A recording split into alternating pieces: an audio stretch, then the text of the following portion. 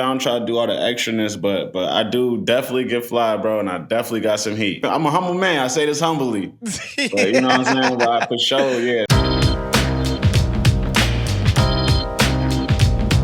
Welcome to Full Court Fits, the show that takes you around the world of NBA fashion while also bringing you the latest, greatest, biggest news in sneaker culture today. I'm Big Waz. Let's go. All right, let's get right into sneak peek here. First up, the Passport Nike SB Dunk Highs. Passport is a brand out of Australia. They're kind of killing it, and this is their very first time collaborating on a dunk with Nike. Passport is known for being very official tissue within the skater culture and skate brands. Obviously, it's a no-brainer that they would do a dunk. We generally don't talk about dunks on this show, but y'all know the dunks are they've just exploded in relevance. I remember back in the Halcyon days of 06, 07, I remember dunks being just ridiculously popular, especially in New York City amongst a certain sort of hipster sneakerhead crowd. And it had a lull, but recently it's been an explosion, and I think this release is gonna go crazy. This joint reminds me of like if a SB Dunk was a hiking boot, which is fine. I think it's a cool little spin. I don't know that this is for me necessarily, but I know for a fact this is gonna fetch a lot of attention amongst the people who are obsessed with dunks right now. Not sure on a release yet, but that should be forthcoming pretty soon here. So yes, be on the lookout for the Passport Nike SB Dunk High. Oh, God. So fucking awful. All right. Next up, we got our first look at the Adidas Yeezy 450. They're calling this the Cinder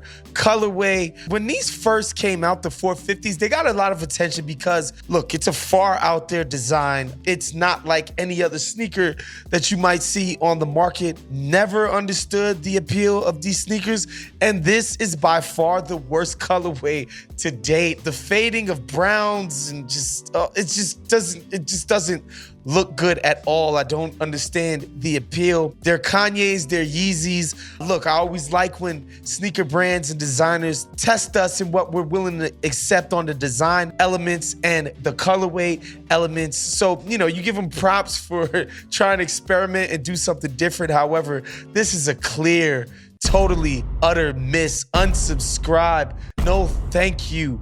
I'm out on these. Good luck with you guys who want to buy these though. We have a very special guest for his first time ever on Full Court Fits. None other than the rapper Cousin Stizz of Boston. What's going on, brother? I'm chilling, brother. I'm chilling, man. Good to be up here, man. Appreciate you guys for having me. Of course, we know that you got an album coming out called Just For You. Is dropping this Friday. But I wanted to get into some Celtics stuff with you first, man. You're from the Bean. You're a big Celtics fan. You've been embraced. You're basically part of the Celtics family now. How do you feel about the season so far? Man, I feel like we're turning it around, right? Whatever it was, whatever locker room meetings, whatever was said in halftime is starting to work. Not only did the people embrace your music as far as building a hometown following, the freaking team, probably the most prominent team in the city, has also embraced you. No, I bleed green, never needed y'all bucks. Try to keep them down till you see us rise up. Hey. Can you take us back to that moment when you were just like, hold on, are the Celtics gang? Like, what was that first moment for you when you realized that's what it was? When I walked in the locker room, that's when I knew it was real. Wow. When I got to go in the locker room for real and really be in the locker room. I felt like a player. I started touching. I ain't take nobody's stuff now. But I was touching everything now. On this show, Stizz, we do a lot of talk about sneakers and sneaker culture. I did a quick perusing of your Instagram. I seen a little bit of SB heat. I don't try to overbrand. I don't try to do all the extraness, but I do definitely get fly, bro, and I definitely got some heat. I'm a humble man. I say this humbly. But you know what I'm saying? But for sure, there's for sure some stuff in my closet. I like asking people because I feel like during the pandemic, especially early on, sneakerheads got itchy trigger fingers, and so people was copping kicks anyway, right?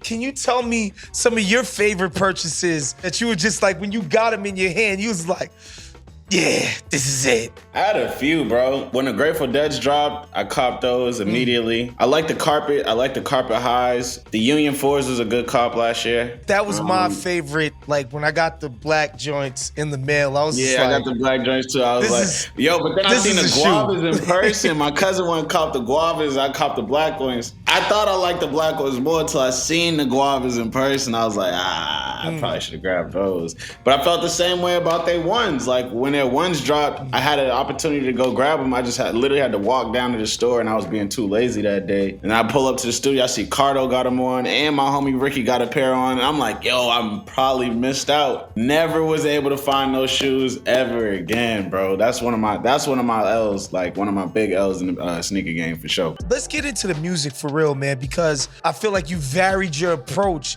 a lot on the last joint. So that makes me wonder, like, what are you doing on Just For You to even build on that? Because you did a lot on the last joint.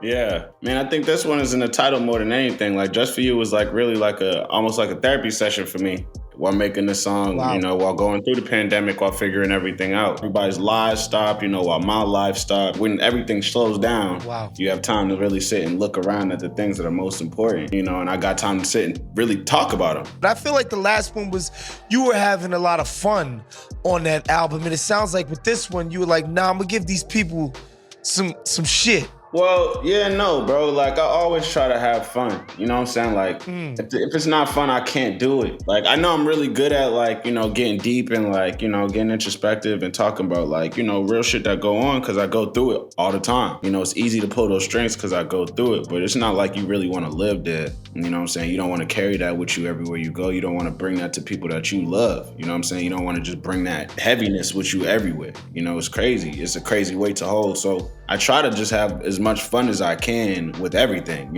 fuck just the music and life. Like, I just try to have as much fun as I can because you never know, bro. I lost one of my closest friends, like a real close friend of mine 2 days ago. It can happen. Sorry for your loss, my brother. I appreciate it, bro, but it can happen. I just say that to say, like, you just never know. To me, if you're an artist and you're not well versed in other people's work, you don't understand that there's a lot of ways to get this job done. And I feel like your style is the opposite of that.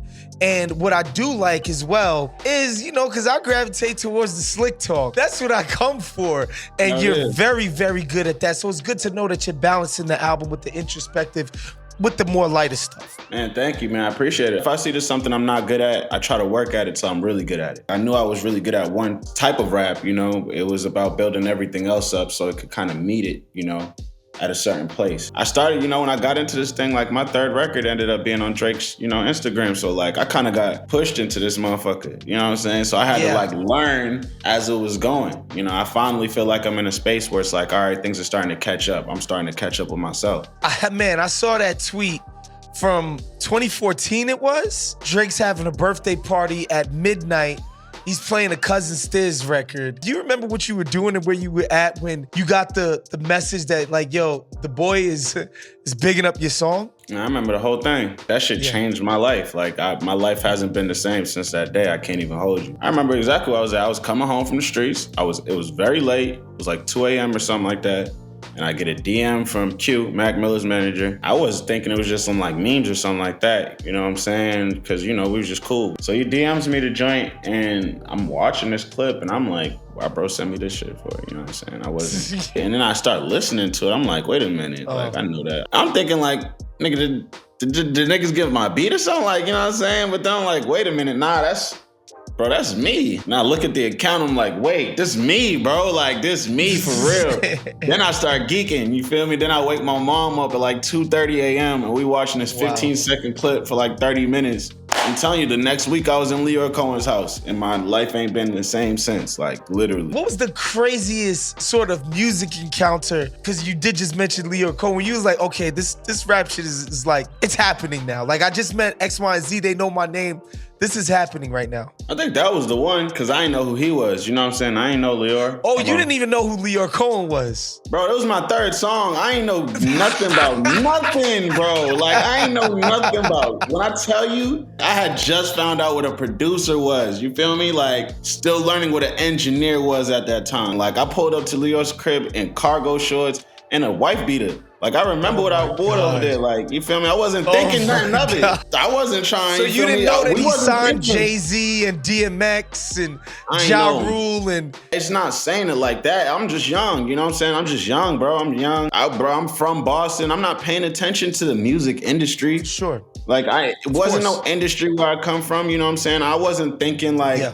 Oh yeah, this music is about to touch. I was making these songs for me and my boys. I remember going to bro's crib and then after leaving being like, yo, who the fuck's house was we just at? Yo, he got it figured out. His crib is crazy. Look, bro, that man got a backyard in the middle of Manhattan with a pond. Koi fish in it, like real fish swimming in a pond in a backyard in Manhattan. Once I saw that, that's when I knew. I was like, all right, something's different. I'm a fan of your music. I love your story. I love that you're doing it from a place where not a lot of people have accomplished the level of success that you've already reached. Thank you for coming on the show today, man. Really looking forward to the album, bro. Appreciate it, man. Just For You out Friday. A tour for you starts March 16th with Tony Snow. I can't wait for y'all to be there, man. Can't wait to see y'all. Appreciate you guys for having me pull up, man. For real, for real. All right, that was our show for today. Make sure you put the notification bell so that you get Full Court Fits every single Friday afternoon. Of course, be subscribed to The Ringer's YouTube feed. Get subscribed to the boss man, Bill Simmons' YouTube feed. That joint is fire, too. We'll see you guys next week. I'm out of here. Peace.